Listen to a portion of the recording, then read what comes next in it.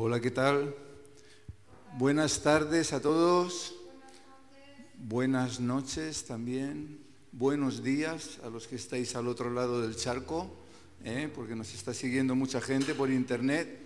Bienvenidos todos a esta nueva serie de estudios. Como sabéis, hemos terminado los de doctrinas fundamentales y ahora vamos a empezar una serie de estudios sobre mayordomía, que es algo importantísimo para nuestro crecimiento cristiano, ¿verdad?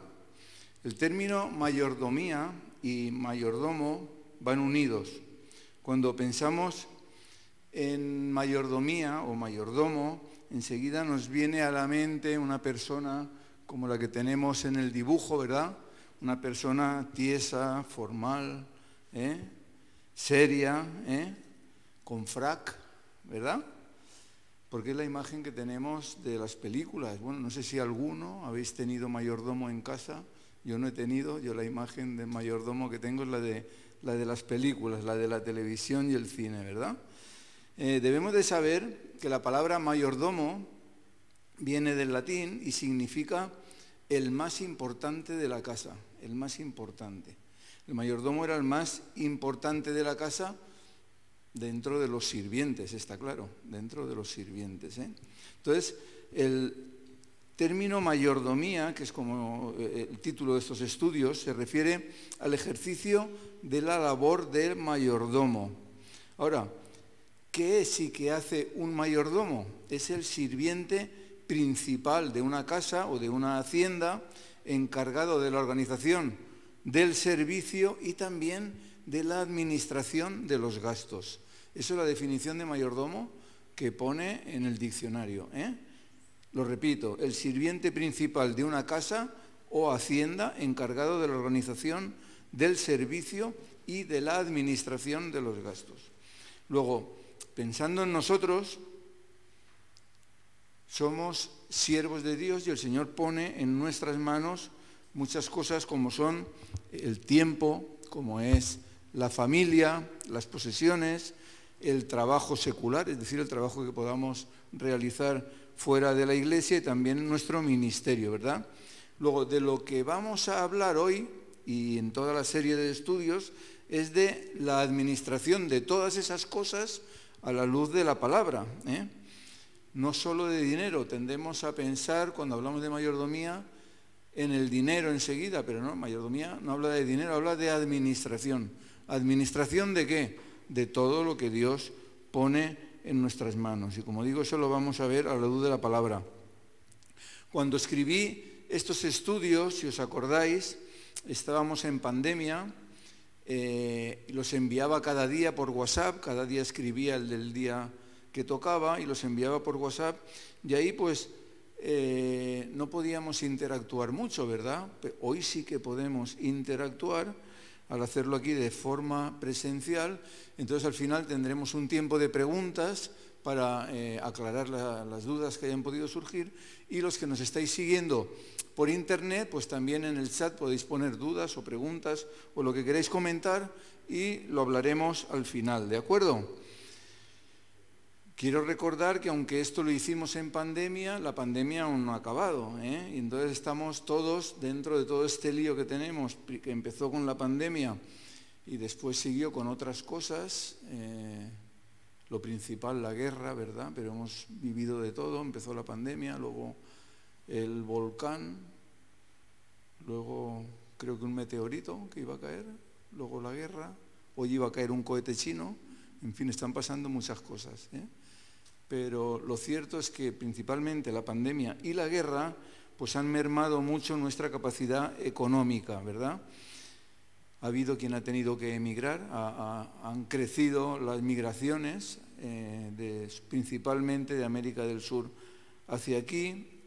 Hemos sufrido pérdidas, nosotros mismos hemos tenido que cerrar el rastro como consecuencia de todo este lío que estamos viviendo.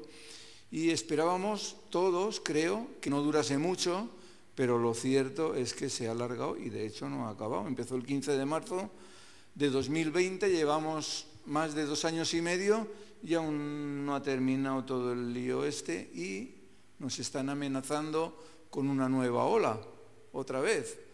Eso dicen las noticias. Entonces, bueno,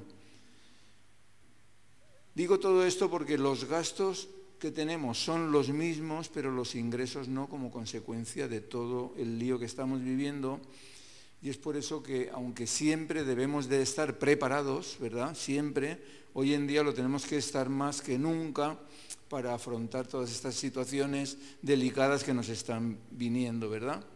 Como he dicho antes, la mayordomía no habla solo de dinero, sino también de tiempo, de posesiones, de trabajo secular, del ministerio e incluso de la familia. Y todo esto es lo que vamos a ver a la luz de la palabra, no solo hoy, sino durante toda la serie de los estudios que vamos a estar viendo, ¿verdad? Y quiero insistir en que debemos de ser buenos mayordomos, como el de la foto, ¿eh? No hace falta que nos pongamos un frac, pero sí que debemos de ser buenos mayordomos o buenos administradores de todo lo que Dios pone en nuestras manos. Vamos a empezar con una leyenda, quiero decir, un dicho, ¿no?, que reza lo siguiente: si sabes que la mano de Dios está en todas las cosas, deja todas las cosas en las manos de Dios. ¿Verdad? Interesante, ¿verdad? Si sabes que la mano de Dios está en todas las cosas, deja todas las cosas en las manos de Dios. Aquí debemos de empezar haciéndonos dos preguntas a la luz de este pensamiento. ¿Sabemos que la mano de Dios está en todas las cosas? Yo creo que sí, ¿verdad? Que sí que lo sabemos. Y si lo sabemos, debemos de preguntarnos, ¿dejamos todas las cosas en las manos de Dios? Debemos de preguntárnoslo, ¿verdad? Vamos a ilustrar esto con un texto bíblico. Hola, buenas noches. Vamos a leer en Isaías 55, 8 y 9. Porque mis pensamientos no son vuestros pensamientos, ni vuestros caminos mis caminos, dijo Jehová.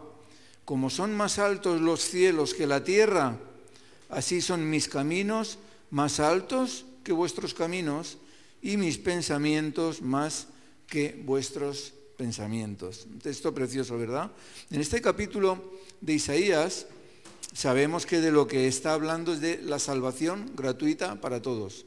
Está hablando de eso, salvación gratuita para todos, y así es como lo titulan la mayoría de Biblias, ¿verdad? Es un capítulo muy importante, este capítulo 55, que os recomiendo que lo releáis en casa.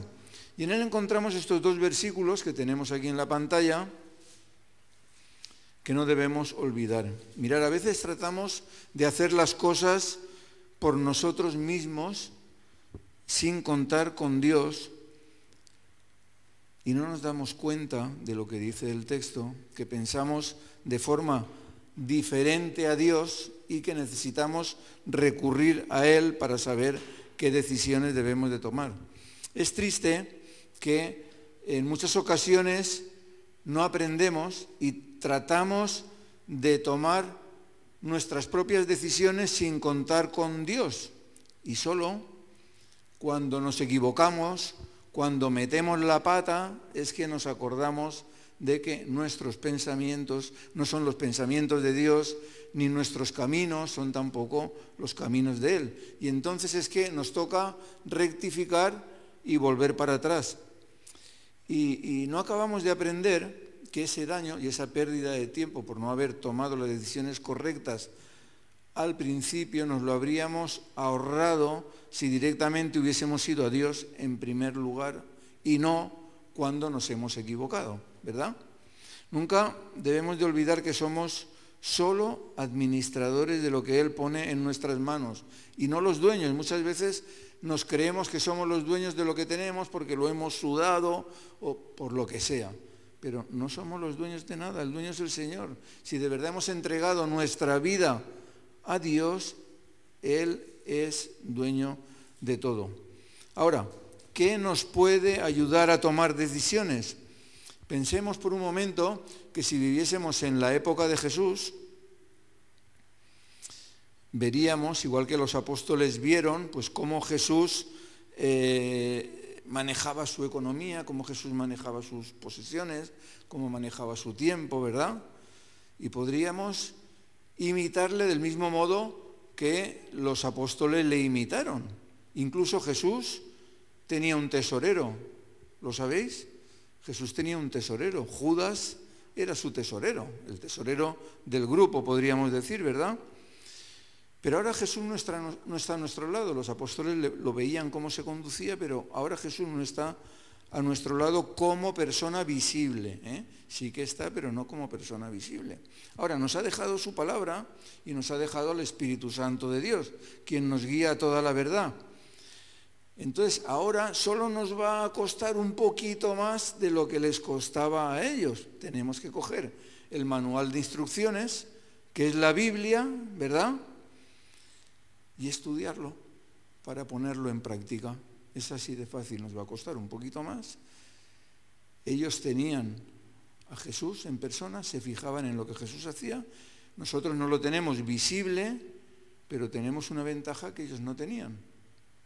Tenemos el manual de instrucciones escrito y tenemos al Espíritu Santo que nos lo traduce y nos guía a toda verdad. Entonces solo nos queda estudiar la Biblia y ponerla en práctica.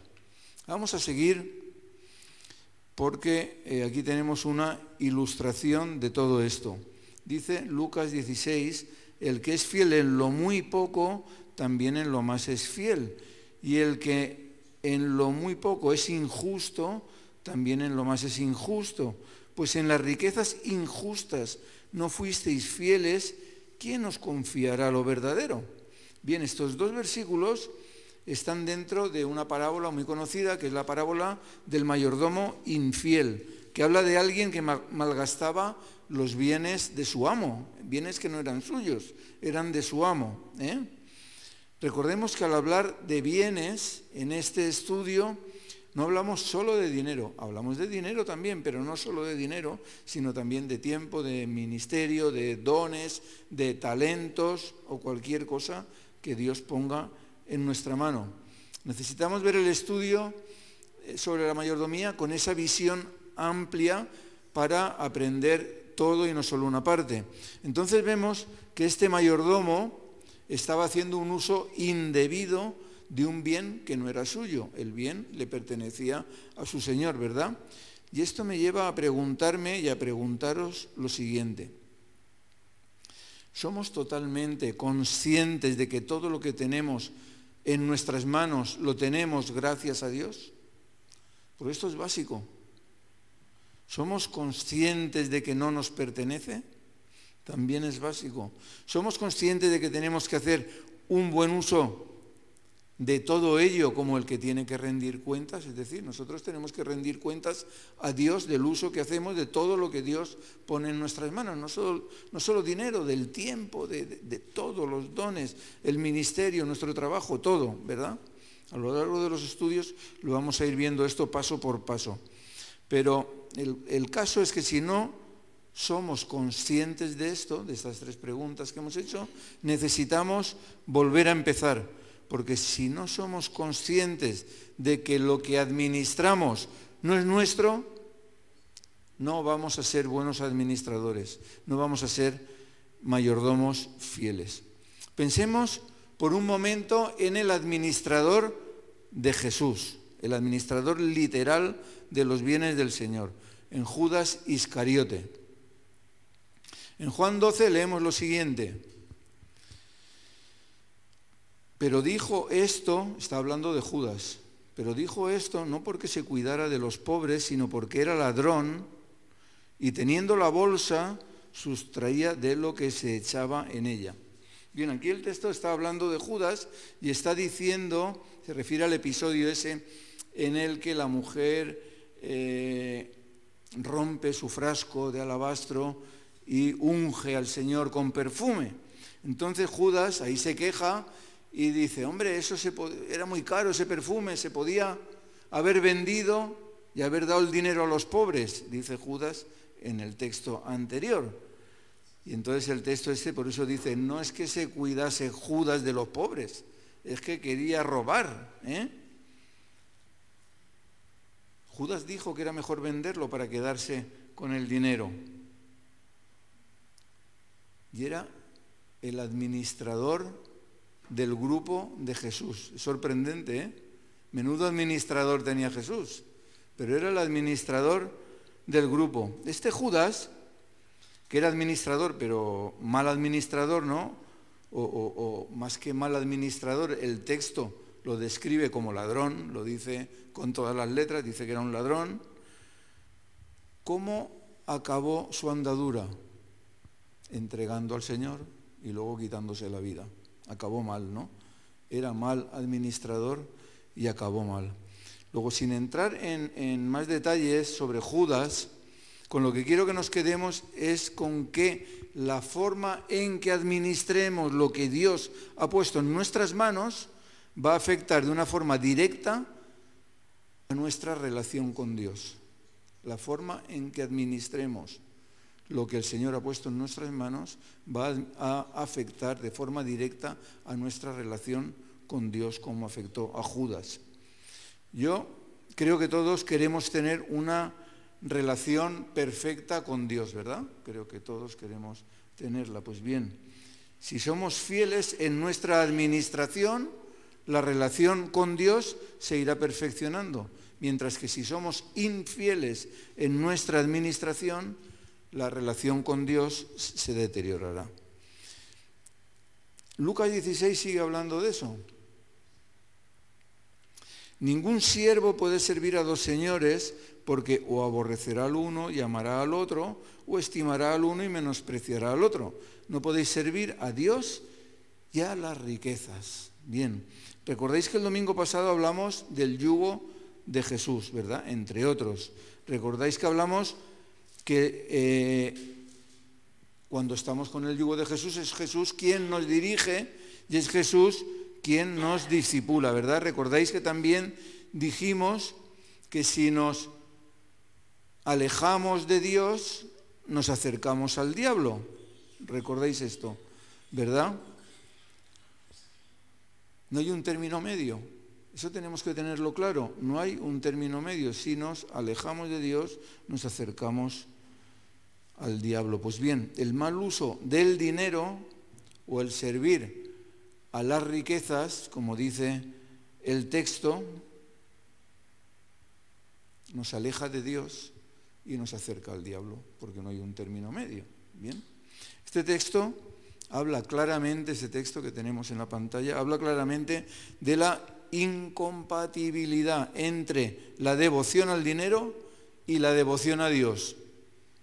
Totalmente incompatibles, la devoción al dinero y la devoción a Dios. Hay quien trata de hacer algo para que sean compatibles porque no quiere desprenderse de lo que considera suyo, pero ni es suyo ni es compatible, ni es suyo ni es compatible. Debemos decidir en qué lado queremos estar. No podemos estar, como dice el texto, con un pie aquí y el otro allá. O estamos o no estamos, ¿de acuerdo? Mirad, es cierto que en nuestra conversión hay un proceso. No se aprende todo el primer día, eso es normal, ¿no? Pero lo que también es cierto es que ese proceso de nuestra conversión debe llevarnos siempre hacia adelante y hacia arriba. Siempre hacia adelante y hacia arriba. ¿Recordáis? Los jóvenes, no creo, pero ¿recordáis una canción o un baile que se llamaba La Yenca? La Yenca, ¿cómo decía? ¿Cómo decía? Izquierda, izquierda, derecha, derecha, adelante, atrás, 1, 2, 3. Antes. Vosotros no la conocéis, ¿no? Pues decía eso. Izquierda, izquierda, derecha, derecha, adelante, atrás, 1, 2, 3, decía el baile, ¿no? Pues yo lo he oído una vez en portugués, o sea que allí se conoce también. El caso es que estamos hablando de que el proceso de la conversión siempre nos tiene que llevar hacia adelante y hacia arriba. Pero hay cristianos que están todo el día bailando la yenca, para adelante, para atrás, para la derecha, para la izquierda, y entonces así no se avanza, ¿eh? Así no se puede avanzar. El proceso de conversión siempre debe de ir hacia adelante y hacia arriba, siempre debe llevarnos a estar cada vez más cerca del Señor y no más lejos. Siempre debe de llevarnos a parecernos cada vez más a Él, siempre debe de llevarnos a despojarnos cada día de más cosas, siempre debe de llevarnos a morir cada día más a nosotros mismos, para que la vida de Cristo se vea cada vez más en nosotros. Siempre debe de llevarnos a darnos por entero a aquel que se dio por entero por nosotros. El Señor no se guardó nada, no se guardó nada. Ese es su ejemplo. Y nosotros debemos de seguir el ejemplo de Jesús, ¿verdad? Ese es el ejemplo que nosotros debemos de imitar. Bien, vamos a ver otra ilustración que habla sobre esto. Una ilustración clarísima que conocemos de memoria, que es la historia del joven rico. Dice así: entonces vino uno y le dijo: Maestro bueno, ¿qué bien haré para tener la vida eterna?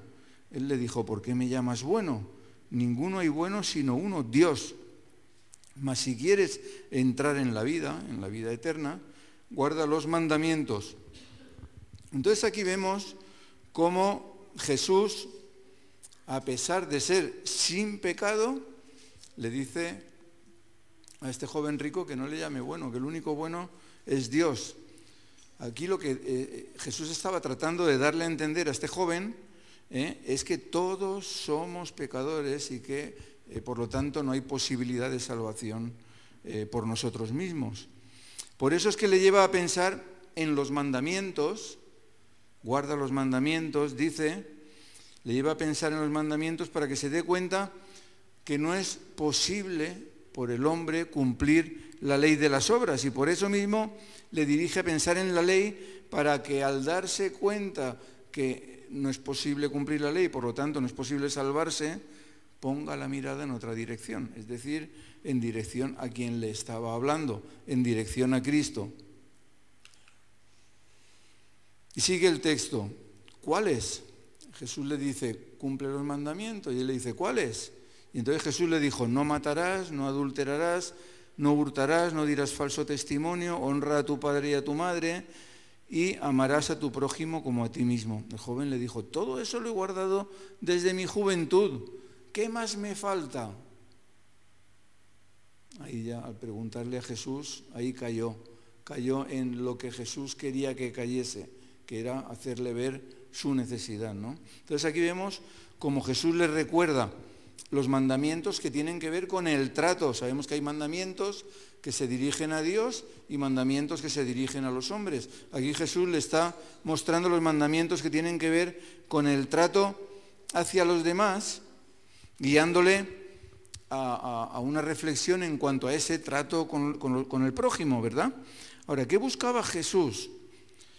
Jesús buscaba que el joven se diese cuenta de la imposibilidad de cumplir la ley y que se quitase ese velo que tenía y que le hacía creerse perfecto al confesar que todos los mandamientos los guardaba. Fijémonos que algo que nadie es capaz de hacer, que es cumplir la ley, él decía que sí, que la cumplía. Todos los mandamientos los cumplo, ¿no? Entonces, él se creía perfecto, pero Jesús le dice lo siguiente: si quieres ser perfecto, lo que quiere decir ya que no lo eres, de entrada le está diciendo: no eres perfecto. Si quieres ser perfecto, anda, vende todo lo que tienes y dalo a los pobres y tendrás tesoro en el cielo, y ven y sígueme. Oyendo el joven esta palabra se fue triste porque tenía muchas posesiones. Bien, aquí lo primero que le dice Jesús es eso, que no es perfecto. Entonces Jesús le rompe sus esquemas. Él se creía perfecto, pero Jesús le dice: no eres perfecto, tío, no lo eres. Es como que le dice: te crees perfecto, pero no lo eres. Ahora, si quieres ser perfecto de verdad, haz lo siguiente. Y le da la fórmula para ser perfecto, ¿no? Entonces le dice que venda todo lo que tiene. Y aquí debemos de preguntarnos: ¿debemos de vender todo lo que tenemos? Definitivamente no, no está diciendo eso Jesús. Lo que sí debemos hacer es despojarnos de todo lo que nos aparte de Dios, de todo lo que le quite el primer lugar a Dios. El joven rico, para él, sus posesiones eran un Dios. Sus posesiones eran un Dios, y aunque Dios no nos pide que vendamos nuestras posesiones, sí nos dice que estemos dispuestos a dejar todo lo que Él nos pida, sea lo que sea. El Señor nos pide que nos despojemos de todo lo que sea un estorbo para que Él ocupe el primer lugar. ¿Estamos de acuerdo con eso? Todo lo que sea un estorbo para que Dios ocupe el primer lugar debemos de despojarnos de ello. Y aquí Jesús le está haciendo ver también que si dice que si ama a su prójimo, ¿os acordáis? Uno de los mandamientos, ¿cuál era? Amarás a tu prójimo como a ti mismo. ¿Y qué dice él? Que lo ha guardado, ¿verdad? Que lo ha guardado. Entonces Jesús le está haciendo ver que si dice que ama a su prójimo como a él mismo, pero no está dispuesto a vender sus propiedades para dárselas a los pobres, no está amando a su prójimo porque está pasando de los necesitados, ¿verdad? Entonces Jesús se lo está haciendo ver. Repito, no es que tengamos que venderlo todo y darlo a los demás, es que debemos de tener al Señor en primer lugar, y esta persona no lo tenía a pesar de que se creía que sí y decía que lo cumplía todo, aunque luego vemos que no lo cumplía todo, ¿no? Este joven tenía sus posesiones por encima de Dios, y nada debe de haber por encima de Dios. Y tenemos que preguntarnos cada uno de nosotros, ¿será que tenemos algo por encima de Dios? Puede ser nuestro dinero, como el joven rico, puede ser nuestro trabajo. Yo me encontré en una ocasión en una consejería con alguien que me decía, no, yo vivo de mi trabajo, lo primero es mi trabajo. Yo, por encima de Dios, sí, lo primero es mi trabajo. O sea, quiero decir que hay gente que cree cosas muy raras, ¿no? Pero eso no es lo que enseña la Biblia, ¿eh? Puede ser nuestra familia.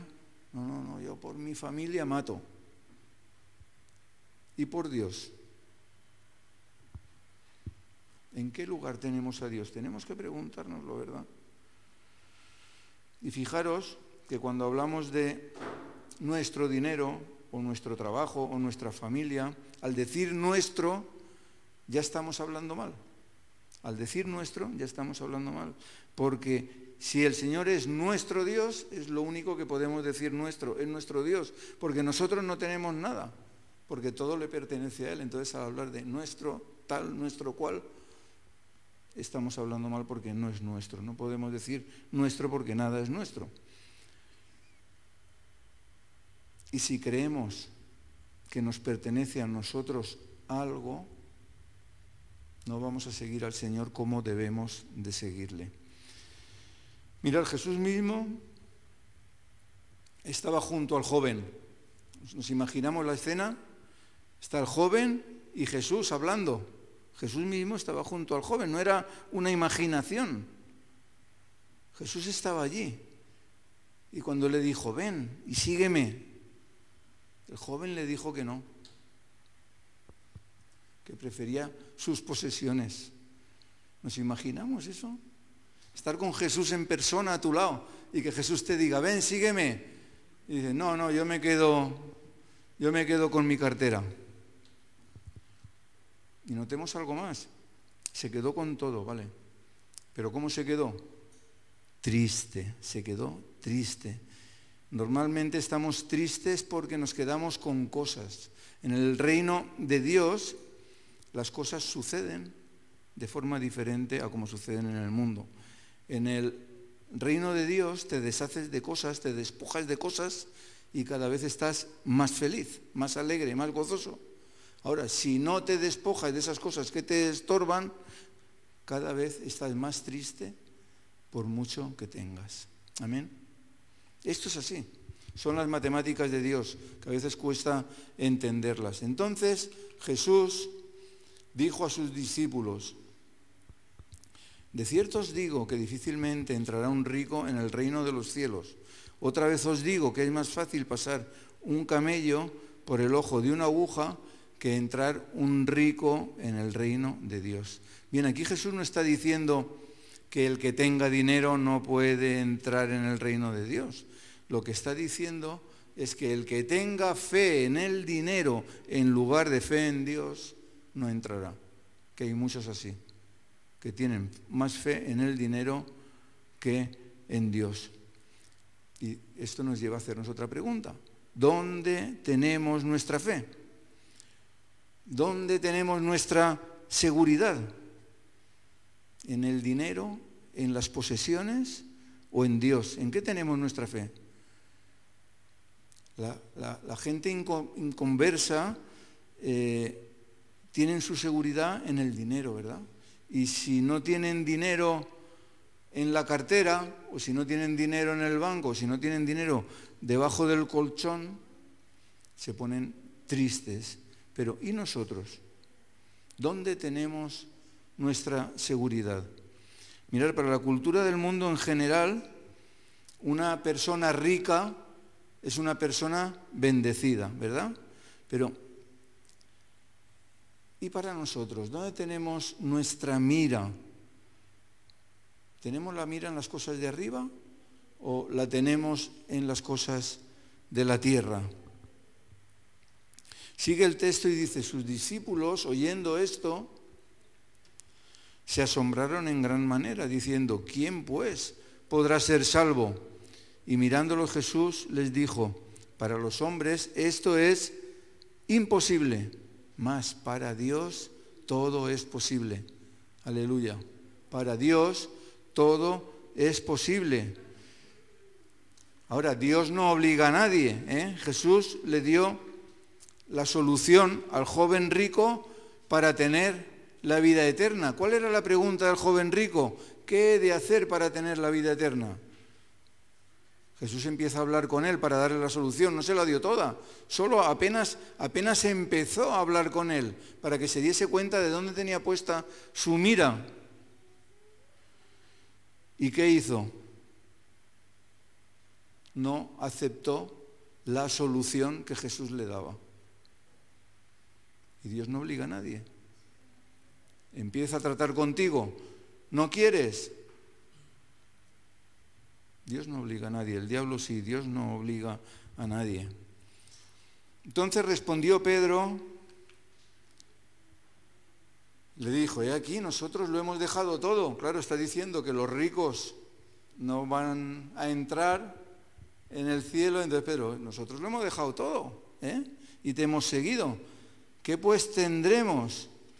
Y Jesús les dijo: de cierto os digo que en la generación, cuando el Hijo del Hombre se siente en el trono de su gloria, vosotros que me habéis seguido también os sentaréis sobre 12 tronos para juzgar a las 12 tribus de Israel. Qué bonito, ¿verdad? Ahí Jesús estaba reconociendo que verdaderamente ellos lo habían dejado todo. Jesús está dando fe de eso. Aquí los discípulos le dicen a Jesús que ellos sí que han entendido, podríamos decir, y que lo han dejado absolutamente todo. Y Jesús les dice que ellos ya tienen su lugar en el reino de los cielos, que ellos ya tienen 12 tronos preparados para ellos. Reconoce lo que han hecho, ¿no? Ahora, no nos confundamos. El dejarlo todo no son obras, que esto se puede confundir, ¿eh? El dejarlo todo no son obras. El dejarlo todo es la consecuencia de tener al Señor en primer lugar. Es la consecuencia de eso, no son obras, ¿eh? Entonces, en el siguiente texto, a continuación, Jesús lo remarca para que no quede ningún tipo de duda. Y dice lo siguiente: cualquiera que haya dejado casas, o hermanos, o hermanas, o padre, o madre, o mujer, o hijos, o tierras, por mi nombre, recibirá 100 veces más y heredará la vida eterna. pero muchos primeros serán postreros y postreros primeros. Es decir, no se deja todo como, podríamos decir, como una obra para conseguir algo, sino que se deja todo como consecuencia de tener al Señor en primer lugar, como hablábamos antes. No se deja todo por obras buenas, sino, como dice el texto, por mi nombre. Por mi nombre. Entonces, quedémonos de nuevo con la imagen de ese encuentro del joven rico con el Señor. Pensemos en alguien que busca al Señor, alguien que se acerca a Él, alguien que cumple con todo, pero que por culpa de las riquezas, por creer que le pertenecían a Él, prefirió quedarse triste, pero con riquezas, a quedarse gozoso y con Jesús. Entonces esto me llevaba a preguntarme, ¿podemos llegar a pensar en la atadura tan grande que pueden llegar a ser las riquezas, que teniendo a Jesús delante de nosotros, en persona, diciéndote que lo dejes todo y le sigas, haya quien prefiera quedarse triste, pero con riquezas, a quedarse gozoso con Jesús? Alguien que prefiera quedarse triste pero rico en lugar de seguir al Maestro. Es difícil de creer, ¿verdad? Pero es así. Es posible que pensase el joven, yo me lo he ganado yo todo con el sudor de mi frente, he trabajado mucho para conseguirlo, que trabajen los pobres igual que he trabajado yo, ¿no? Es posible que pensase eso o cosas semejantes, pero todos esos pensamientos no son más que pensamientos dañinos de los enemigos que tenemos, como hablábamos el domingo pasado, el mundo, el demonio y la carne, para que no hagamos lo que tenemos que hacer, que es dejarlo todo por el Señor, tal y como el Señor nos pide a cada uno de nosotros. ¿Quiénes son los primeros a los ojos del mundo? Es para que veamos que esta visión, la visión de la riqueza, es una visión mundana. ¿Quiénes son los primeros a los ojos del mundo? Los poderosos, los ricos. A los ojos del mundo, esos son los primeros. Los que invierten los valores de Dios. Para el mundo, los primeros son los que están en eminencia, pero en el reino de Dios, como hemos leído, los primeros son los que lo han dado todo. En el reino de Dios, los primeros son los que lo han dado todo, como los apóstoles, que estarán sentados en 12 tronos en el cielo. Vamos a acabar leyendo Marcos 8 y luego daremos paso a las preguntas.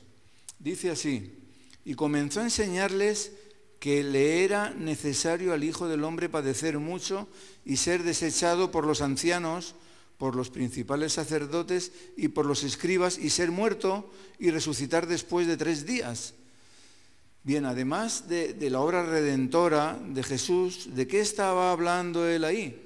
Estaba hablando de darlo todo. Eso es un ejemplo de darlo todo, ¿no? De negarse a sí mismo, de despojarse de todo. Aunque los discípulos no entendían, y vamos a verlo.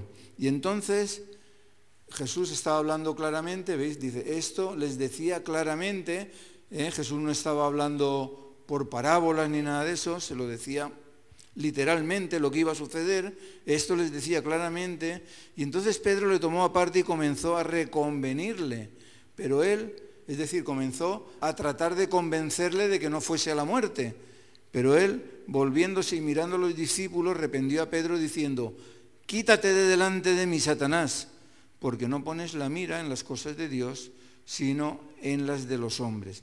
Bien, entonces vemos que Jesús, dice el texto, que se lo explicó a los discípulos claramente, ¿verdad? Sin historias, sin ilustraciones, sin parábolas, sin nada, sino claramente, para que no tuviesen dudas y para prepararles sobre lo que se venía encima, que era su muerte, ¿verdad? Entonces vemos que Pedro, lleno de amor, porque Pedro lo hizo por amor, Jesús le dice que lo van a matar y Pedro le dice, no, no vayas, no vayas. O sea, se lo dice por amor, lleno de amor, le dice que no vaya a la muerte. Entonces Jesús, en contraste con el amor de Pedro, le habla de esta forma tan dura que tenemos en el texto y le llama Satanás, como queriendo decir, estás hablando en nombre de Satanás. ¿Pero a qué se refería Jesús?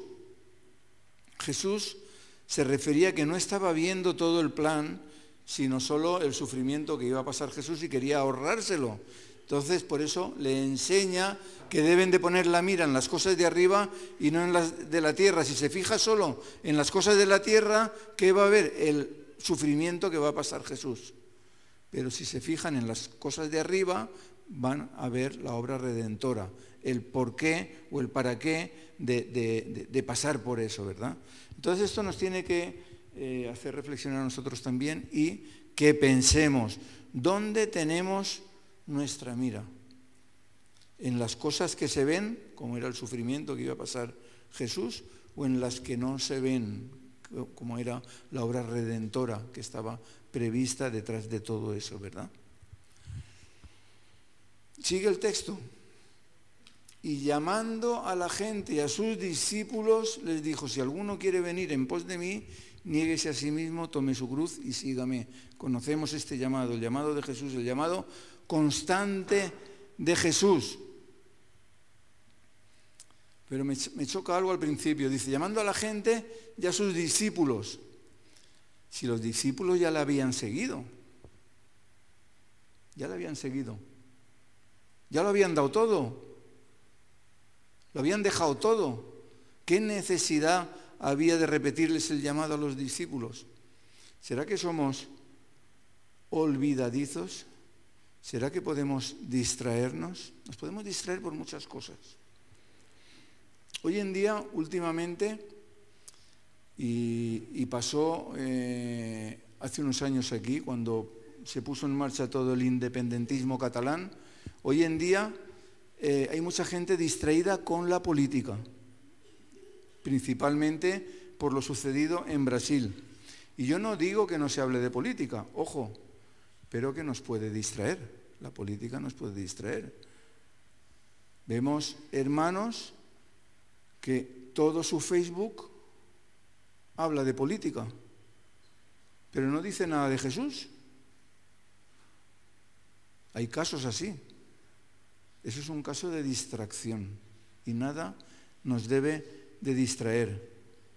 Y Jesús aquí, por eso, llama la atención a todos. Dice que llama a la gente y también a sus discípulos. Y les dijo, ¿a quién? A la gente y a sus discípulos. Si alguno quiere venir en pos de mí, niéguese a sí mismo y tome su cruz y sígame. Vemos una vez más el llamado de Jesús, que me encanta repetirlo, porque es algo que a veces cuesta entenderlo, pero es el único llamado de Jesús. Jesús no decía, si alguno quiere aceptarme, que levante la mano. No.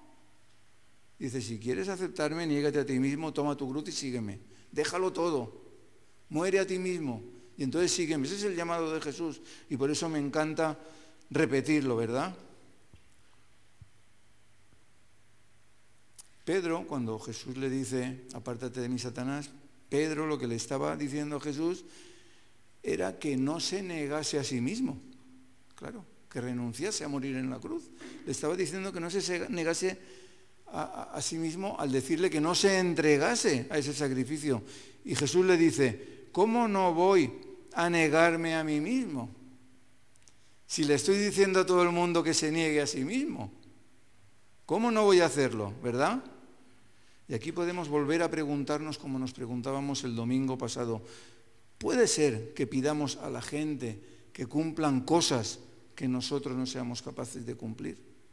Puede ser, para que reflexionemos, ¿verdad? Y sigue insistiendo Jesús en la misma enseñanza. Porque todo el que quiera salvar su vida la perderá, y todo el que pierda su vida por causa de mí y del Evangelio la salvará. Porque ¿qué aprovechará al hombre si ganare todo el mundo y perdiere su alma?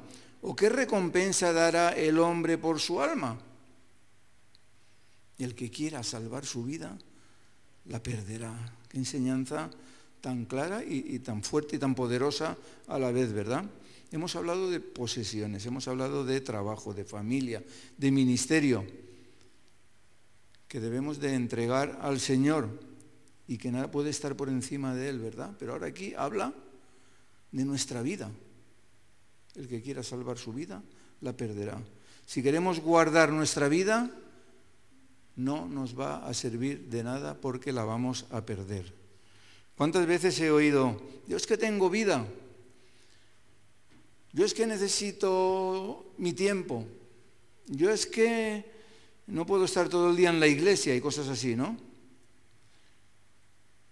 Luego al tiempo los ves separados como familia, separados de la iglesia y sin vida. ¿Sabéis por qué? Porque nos creemos que sabemos más que Dios. Y eso es egocentrismo. Porque a pesar de saber que, como leíamos al principio, la mano de Dios está en todas las cosas, no dejamos todas las cosas en las manos de Dios. Dios nos dice, entrégame tus posesiones, entrégame tu familia, entrégame tu tiempo, entrégame tu vida. Y nosotros les decimos, las posesiones me las he ganado yo, trabajando. La familia es mía y el tiempo es mío también, así es que mi vida es mía. Le decimos al Señor y luego pasa lo que pasa. Porque ¿qué viene después de esa respuesta egocéntrica por nuestra parte? Pues lo que viene es lloro, tristeza, dolor y una serie de palos que no sabemos ni por dónde nos vienen, pero que no vienen por gusto, sino que vienen por culpa de nuestra desobediencia y de nuestro egocentrismo. Sigue el texto diciendo, porque el que se avergonzare de mí, a veces pasa esto, el que se avergonzare de mí, de mis palabras, en esta generación adúltera y pecadora, el Hijo del Hombre se avergonzará también de él cuando venga en la gloria de su Padre con los santos ángeles. Es muy triste que teniendo en nuestra mano la vida, teniendo en nuestra mano la vida, no la cojamos y elijamos la muerte. Es muy triste. Nuestro libro de instrucciones nos habla a menudo de ello, pero en ocasiones sirve de poco el tener el libro de instrucciones. Vamos a pasar a las preguntas y os dejo con el texto con el que iniciaremos el estudio el próximo viernes. Dice así, he aquí, de Jehová tu Dios son los cielos y los cielos de los cielos, la tierra y todas las cosas que hay en ella.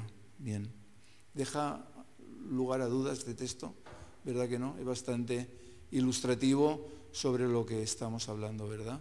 De Jehová tu Dios son los cielos y los cielos de los cielos, la tierra y todas las cosas que hay en ella. Amén.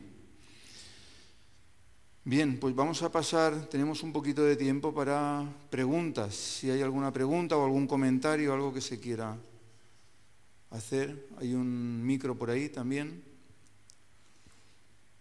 ¿Hay alguna duda, alguna cosa? Don Anthony.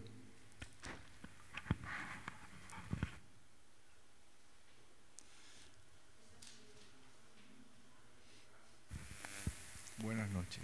Hola. Hola.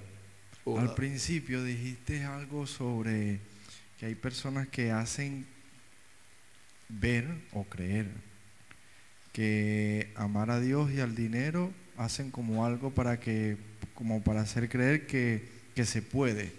Algo así dijiste, pero creo que no lo explicaste con exactitud o no. No me extendí, no me extendí. Okay. A lo que me refería es a que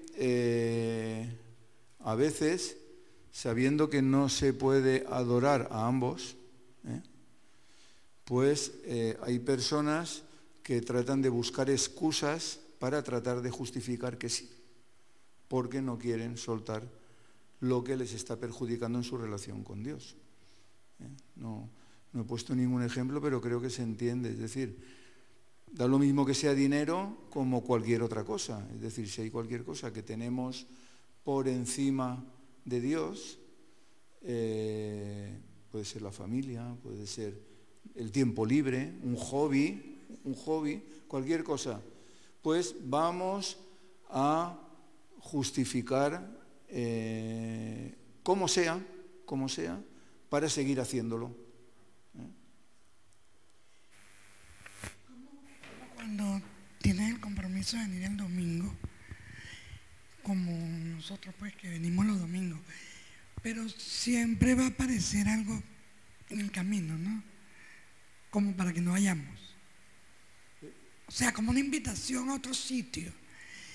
En nosotros está, si nos vamos, venimos y cumplimos. Algo así. Es que no te oigo bien, perdona. Bueno, ella quiere decir que, por ejemplo, los domingos ellas vienen al culto, Sí, ¿no? sí. Y que a lo mejor ese domingo se les presenta algo para que no vengan y se distraen, Sí. lo que sea, que lo invitan o les, ¿sabes? Sí, no, pero vamos a ver. Sí. Una cosa es que a uno se le presente un inconveniente. Sí. Una fiesta, una reunión. Sí, eso va a pasar una vez a las 1000, ¿no? No te van a invitar todos los domingos. No, quiere decir, lo que quiere decir Claro, que... sí, lo entiendo, sí. pero la cosa está, cuando yo hablo de excusas, es por ejemplo, no, el domingo no voy a la iglesia porque tengo que dedicarle tiempo a mi familia y nos vamos a la playa. Cuando hay tiempo de sobra para venir a la iglesia y luego ir a la playa. Porque el culto como máximo dura 1h30, como máximo. Da tiempo de llegar a la playa, comer allí, estar toda la tarde, ponerse como un cangrejo y tener que gastar luego dinero en cremas. ¿A que sí? Ahora, si sale, claro, si uno tiene un compromiso, eso es diferente. No lo has entendido. No lo has entendido. Ella quiere decir que siempre a lo mejor los domingos ellos arreglan para venir felices y a lo mejor viene alguien y les invita a una fiesta. Y es lo que quiere decir, que siempre hay algún... Y es la decisión de venir o no venir, porque siempre hay algo que a lo mejor el feo, ¿no? Quieres que no venga. Y entonces, ¿sabes? Es lo que quiere decir. Sí. Eso. No, sí, inconvenientes Sí. van a surgir a menudo para que no hagamos lo que tenemos que hacer. Exacto. Pero nosotros tenemos que discernir si realmente es una trampa para no hacer lo que tenemos que hacer o realmente es un compromiso ineludible. Hay que ver cada caso, claro, es que estamos generalizando. ¿Qué más? Estaba pensando... Fácil, David? ¿Cómo? Fácil. No, estaba pensando como increíble Jesús tener un discípulo ladrón. Sí. Y si quieres hablar un poco más, ¿cómo es posible hoy un discípulo de Cristo como mayordomo robar a él como hacía Judas? ¿Querías decir tú algo? Sí, te has quedado así. Es porque ahora la distracción nos hace robar nuestro tiempo, nuestra dedicación, nuestra atención a las cosas del Señor, incluso al Señor. Siempre ponemos cosas delante, como la hermana había dicho. No es solo, yo pienso que no es solo el dízimo, la ofrenda, pero todo, claro. Las personas tienen su disposición de robar al Señor. Por cualquier cosa ponemos. Claro. Empiezo por la señora, ¿vale? Sí. Primero las damas.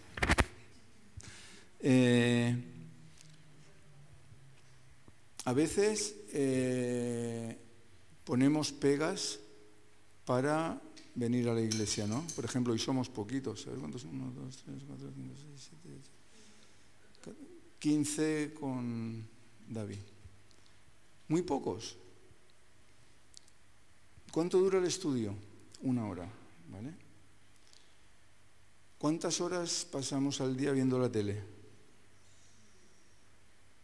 Pero no podemos venir 1 hora, no podemos venir 1 hora al estudio, pero sí podemos estar ahí tragándonos cualquier cosa en la tele, ¿no? Y eso pasa lo mismo con cualquier otra cosa, es cierto. O sea, de lo que estamos hablando y vamos a seguir hablando es de la buena administración de todo. Hoy he hablado un poco general yo, y luego vamos a ir poco a poco pues del dinero, del tiempo, de la familia, del trabajo secular, cómo tenemos que comportarnos en el trabajo, una serie de cosas, ¿no? Porque hay mucho que hablar. Pero es cierto que no nos importa distraernos con cualquier cosa, con el móvil, con la tele, con el ordenador, con lo que sea, y no podemos estar 1 hora en el estudio o en la vigilia o en la reunión de oración o incluso en el culto dominical, que máximo dura 1 hora y media, ¿no? Es fácil caer en las distracciones, muy fácil. Y en cuanto a lo que decías de Judas, bueno, yo supongo que el Señor tuvo un propósito ahí, ¿no? O sea, primero la elección de Judas estaba escrita, ¿no? Pero ¿cómo puede pasar eso hoy en día? Bueno, los cristianos somos tentados igual que el resto. Jesús mismo en el desierto fue tentado con cosas que se puede tentar a cualquiera, ¿no? Con el alimento, con el poder, para eso tenemos que estar fuertes y resistir la tentación, porque, como veíamos el otro día, nunca seremos tentados más de lo que podamos resistir, sino que juntamente con la tentación vendrá la salida para que podamos soportar. Luego, según este texto, podemos soportar todas las tentaciones. Una cosa es ser tentado y otra cosa es caer en la tentación. Yo creo que todos conocemos casos de gente que ha caído en lo que tú dices, ¿no? Creo que todos conocemos. A medida que van pasando los años, pues te vas enterando de cosas y, bueno, en nuestra mano está el no caer aunque otros caigan, ¿no? O sea, tenemos que estar fuertes ahí y luchar contra la tentación como el Señor nos ha enseñado, pero yo pienso que en el mundo cristiano como en el mundo de la calle, pues somos tentados en las mismas cosas. Dice el otro texto que no hay ninguna tentación que no sea humana, ¿no? Quiere decir común a todos los humanos, que no haya sido otra persona tentada. Entonces ahí está nuestra entrega al Señor, nuestro saber rechazar, como veíamos en los estudios semanas atrás. Cada tentación tiene una forma de rechazar, ¿verdad? Para vencer esa tentación. Lo que yo quería decir también que, por ejemplo, aquí por eso hay que tener mucha vista, ¿no? Y no poner a cualquier persona en los ministerios. Primeramente, tienes que conocerla, aun conociéndola te dan, pero si, por ejemplo, una persona viene y tú, bueno, no la conoces y la pones, vamos a poner de tesorero, ¿no? Esa persona tú no la conoces, no sabes lo que va a hacer. Entonces, para mí también es muy importante de que la persona, cuando viene a la iglesia, no es que de momento se ponga en un sitio de líder o en un sitio, por ejemplo, que tienes que conocer a esa persona.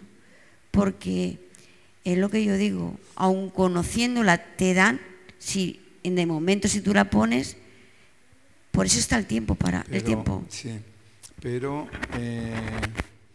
vamos a ver, si lo vemos desde el punto de vista humano, no deberíamos poner, por ejemplo, de tesorero a alguien que no tiene trabajo, que no tiene dinero, que lo está pasando mal económicamente, porque sería tentarle, sería facilitar la tentación, ¿no? Eso viéndolo desde el punto de vista humano.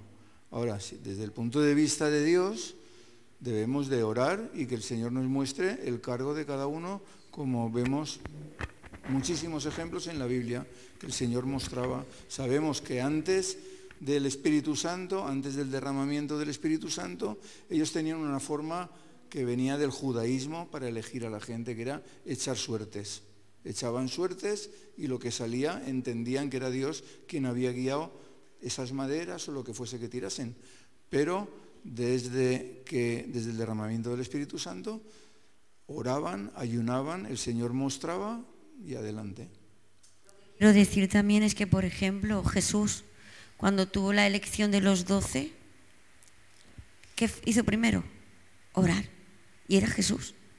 Orar para elegir, para tener la dirección del Señor también, para no equivocarse. Y aún así estaba ahí Judas.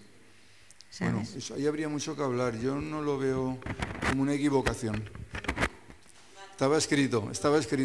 La equivocación en ese sentido, Ya, estaba escrito. ¿vale? No es la equivocación de que se veces, equivocara el Señor, el claro, Jesús. A veces no entendemos los porqués ni los paraqués, ¿no? Pero en todo había un propósito.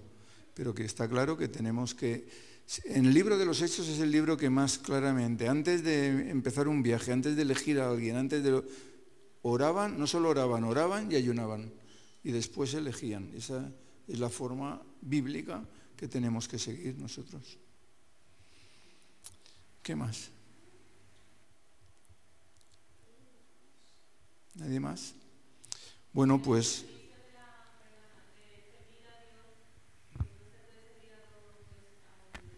A dos señores. Pero el micro. Es que se adelanta. Con el servicio servicio, que ya me he ido para otro lado, que de servir a dos dioses, ¿no? O sea, son consecuencias para nosotros mismos, que se ve muy a menudo eso, es muy fácil caer en esa... Somos seres humanos, o sea que no lo digo por mí, o sea, no. Pero si cayera ahora mismo en mi mano, no tampoco, como soy falla, igual que todos nosotros aquí, no te diría yo, oye, me plantearía decir, voy a dejar de congregarme, tampoco sería... Es que... Pero a algunos ya le ha pasado, por eso te digo, que han tenido que dejar, primero han dejado a Dios porque han conseguido un puesto de trabajo muy bueno, empezaron a ganar muy bien, se apartaron de Dios, después ya dejaron su familia y una serie de consecuencias horribles. Claro. O sea que el dinero es igual que hace falta, igual que es malísimo, muy malo.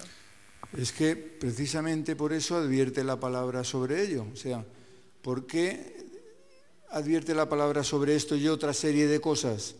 Porque suceden. Porque suceden, si no, no advertiría, pero como son cosas que pasan, pues ya la palabra nos advierte que ningún siervo, que nosotros somos siervos, podemos servir a dos señores. Amén. Sí. Por favor, el dinero se necesita, porque sin dinero no se puede pagar esto, no se puede pagar lo otro. Es cómo utilizas tú el dinero. El amor es amor al dinero, eso es el pecado. Pero si no tenemos dinero...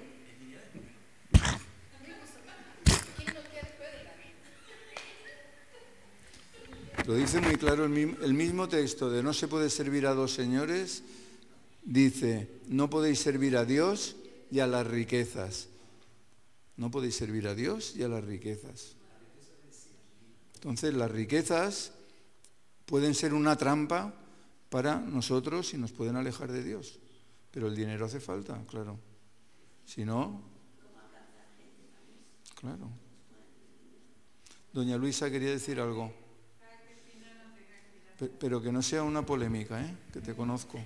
Yo jamás.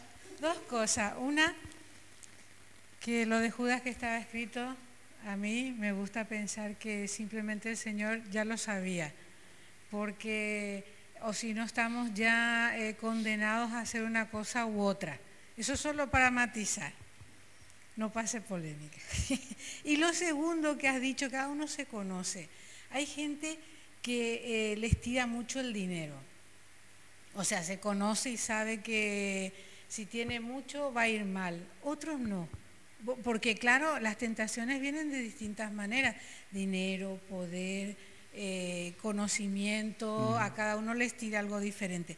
Pero hay un versículo muy interesante en Proverbios 30 que dice 8 y 9, la mitad del 8, no me des pobreza ni riqueza, manténme el pan necesario, no sea que me sacie y te niegue y diga, ¿quién es Jehová? O que siendo pobre hurte y blasfeme el nombre de Dios. O sea, yo creo que este versículo es perfecto para aquel que sabe que su tentación es el dinero. Solo eso. Así es. Hay personas que saben manejar el dinero y otras que no, eso está más claro que el agua. Y hay personas que son felices sin dinero y personas que viven amargadas con dinero. Hay de todo, ¿no? Entonces, ese proverbio es muy interesante, pero me gusta más, ¿sabes cuál? Mateo 6:33. Mas buscad primeramente el reino de Dios y su justicia y todo lo demás os será añadido. El problema es que a veces ese todo lo demás nos creemos que son caprichos, ¿no? Hay quien, no, todo lo demás, pues yo no tengo esto, no tengo lo otro, no. Todo lo demás que realmente necesitemos. Los hijos de Dios no pasamos necesidad, lo que pasa es que a veces queremos alguna cosa que no toca y decimos, ay, Dios no me lo ha dado, pero no nos lo ha dado por nuestro bien, ¿no? Sí, claro. Creo que estamos todos de acuerdo que Jesús sabía. El que asusta, que asombra, es notar que es posible ser un discípulo y ser ladrón, ser un mayordomo malo, que tiene... Es que, bueno, en nuestro romantismo diciendo, no, si robaba no era discípulo. Eso es lo que asusta, es que es posible ser un mayordomo, ladrón, mal mayordomo, un discípulo de Cristo y aún así ladrón. Bueno, hoy Por eso en el mundo mismo nosotros vemos que en las empresas estos que le gusta, que se meten en ciertos negocios o en ciertos puestos para robar. Eso está, como se suele decir, al orden del día, porque es su afán, el dinero. Y vemos muchísimos casos de corrupción en el gobierno, hasta en los... Y claro, y eso se trae porque no está totalmente convertido, porque como decía ahí el rico, el joven rico, ¿qué era lo que a él le ataba? Las riquezas. Y a veces venimos a Cristo, si ese era nuestro mal, no lo hemos entregado y seguimos como los políticos corruptos, como los empresarios corruptos. No hay cambio. Ya, sí. Pero bueno, hoy en día hay personas que en el nombre del Señor se dedican a robar, ¿no? No hace falta dar nombres. Entonces, me gusta como Zaqueo, ¿no? Entendió y ¿qué dijo luego? Zaqueo. Y tenía mucho dinero. ¿Y qué hizo? Bien, ¿sabes? Hay de todo en la vida. Muy bien, claro que hay de todo, claro.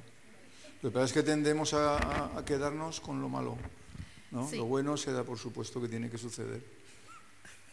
Sí, y una cosa que yo pienso es que como mayordomos debemos conocer nuestro papel, nuestra función en el cuerpo de Cristo, en la iglesia. El Señor es el dueño, pero nosotros somos mayordomos. Tenemos que conocer nuestra función de una forma con mucho conocimiento, no lo sé, me falta palabras, pero con mucho conocimiento, con mucha propiedad. Cuando paramos para pensar la función de un mayordomo, ele conoce todo, ele sabe todo, ele sabe dónde pone cada vaso, cada plato, la hora que la comida sale, pensando así en líneas generales de la función. Pero él sabe de todo, él conoce todo. Aunque sea nuevo en la casa, aunque sea nuevo en la mansión, a llegar, recién llegado, pero Él conoce la función de Él. Entonces, es muy importante a nosotros conocer nuestra función como mayordomos, lo que cabe a mí, cuál es mi función, no solo en el cuerpo de Cristo, pero en la iglesia en general. Sí, eso habla de que debemos de tener una preocupación sobre todo lo que tenemos que hacer para pues no equivocarnos, para ser esos obreros excelentes, ¿verdad? Esos instrumentos en las manos de Dios que cumplen con su función, ¿verdad? Amén. El libro de los Salmos dice: sea hecha desierta su habitación y no haya quien more en ella y tome otro su oficio. Aquí está hablando en los Salmos ya de que pues Judas iba a desaparecer y otro lo tenía que sustituir. Entonces, cuando digo que estaba escrito, lo digo en ese sentido, porque los mismos discípulos dicen, como está escrito en los Salmos, ahora tenemos que elegir al sucesor de Judas. O sea, que está dicho por ellos, en Hechos 1. Bien, ¿alguna cosa más? Pues nos hemos pasado un poco de tiempo. Pero como ya es tarde, dejamos para la próxima. El próximo día te preguntaré yo. Bueno, pues vamos a orar, ¿vale? Señor, te damos gracias por haberte fijado en nosotros, gracias, Dios mío, por habernos elegido, no solo como hijos, sino también como administradores de todo lo que tú pones en nuestra mano, Señor. Queremos hacerlo lo mejor posible y por eso te rogamos que nos dirijas en todo, que, como decía Rosana, Señor, nos fijemos en todas y cada una de nuestras funciones para poder cumplir con ellas fielmente, que no se nos pase nada desapercibido, Señor, y que te sirvamos de una forma excelente, Señor, como tú nos serviste a nosotros. Ponemos nuestras vidas una vez más en tus manos. Te damos gracias por estos estudios y gracias por todo lo que haces por nosotros. En el nombre de Cristo Jesús. Amén. Amén. Amén. Que el Señor os bendiga. Saludos a los que nos seguís por internet y nos vemos el viernes próximo en el estudio, el domingo en el culto dominical a las 11:30. Dios os bendiga.